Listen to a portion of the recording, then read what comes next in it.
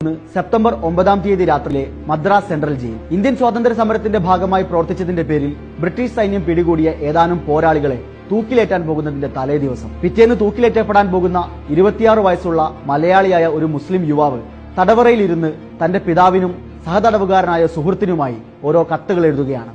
അചഞ്ചലമായ ധൈര്യത്തോടെ മരണത്തെ നേരിട്ട ധീരനായ ആ പോരാളി പിതാവിനുള്ള കത്തിൽ ഇങ്ങനെ എഴുതി: പ്രിയപ്പെട്ട പിതാവേ, ഞാൻ എന്നേക്കുമായി നിങ്ങളെ വിട്ടു പിരിയുന്നു. നാളെ രാവിലെ 6 മണിക്ക് മുമ്പായിരിക്കും എന്റെ എളിയ മരണം. ധൈര്യപ്പെടുക.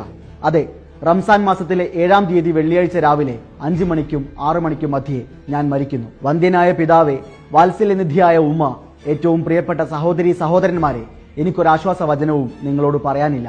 ഞാൻ നിങ്ങളെ വിട്ടു പിരിയുന്നു. നമുക്ക് മഹ്ശറയിൽ വീണ്ടും കാണാം. എന്നെപ്പറ്റി ദുഃഖിക്കരുതേ. എന്റെ ജീവിതത്തിന്റെ നാടകം അഭിനയിച്ച് തീർക്കുവാൻ മണിക്കൂറുകൾ മാത്രമേ ഉള്ളൂ. ഞാൻ എത്രത്തോളം ധൈര്യത്തോടും സന്തോഷത്തോടും സമാധാനത്തോടും കൂടിയാണ് മരിച്ചതെന്ന് നിങ്ങൾ ഒരവസരത്തിൽ ചില ദൃക്സാക്ഷികളിൽ നിന്നും അറിയാനിടയാകുമ്പോൾ തീർച്ചയായും നിങ്ങൾ സന്തോഷിക്കാതിരിക്കുകയില്ല.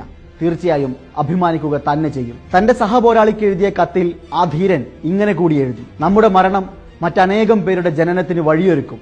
എണ്ണമറ്റ വീരന്മാർ, മഹാത്മാക്കളായ ഭാരതപുത്രന്മാർ, മാതൃഭൂമിയുടെ സ്വാതന്ത്ര്യത്തിനായി സർവവും ത്യജിച്ചവർ ഇതിനകം ഈ ലോകത്തോട് വിട പറഞ്ഞിട്ടുണ്ട്.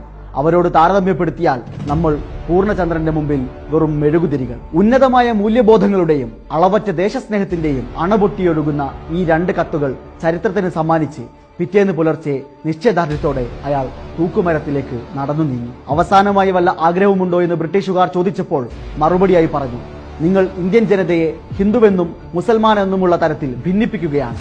ഞങ്ങളെ തൂക്കിലേറ്റുമ്പോൾ ഈ രാജ്യത്തിന്റെ ഹിന്ദു മുസ്ലിം മൈത്രിയുടെ പ്രതീകമായി ഞങ്ങളിലെ ഹിന്ദുവിനെയും മുസ്ലിമിനെയും ഒരുമിച്ച് തൂക്കിലേറ്റണം. ബ്രിട്ടീഷുകാർ അത് അംഗീകരിച്ചു. പുഞ്ചിരിയോടെ അവർ തൂക്കുമേടയിലേക്ക് കയറി. മുദ്രാവാക്യ മുഖരിതമായ ജയിൽ വളപ്പിൽ നിന്നും ഉച്ചത്തിൽ അലയൊലികൾ ഉയർന്നു: സാമ്രാജ്യത്വം തുലയട്ടെ, ബ്രിട്ടീഷ് ഭരണം അവസാനിക്കട്ടെ. 1943 സെപ്റ്റംബർ 10-ന് റംസാൻ മാസത്തിലെ 7-ാം നാളിലെ വെള്ളിയാഴ്ച ആ ധീരദേശാഭിമാനികൾ രക്തസാക്ഷിത്വം വരിച്ചു. 26-ാമത്തെ വയസ്സിൽ തൂക്കിലേറ്റപ്പെട്ട ഇന്ത്യൻ സ്വാതന്ത്ര്യ സമര ചരിത്രത്തിലെ അത്യുജ്വലനായ ആ യുവാവിന്റെ പേര് വക്കം അബ്ദുൽ ഖാദർ എന്നായിരുന്നു.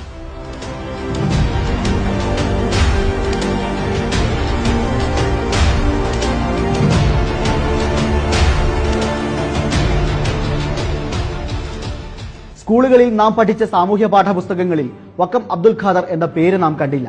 ആരാധനയോടെ നാം വാഴ്ത്തുന്ന സ്വാതന്ത്ര്യ സമര സേനാനികളുടെ പട്ടികകളിലും വക്കം ഖാദർ എന്ന പേര് നാം കാണാറില്ല.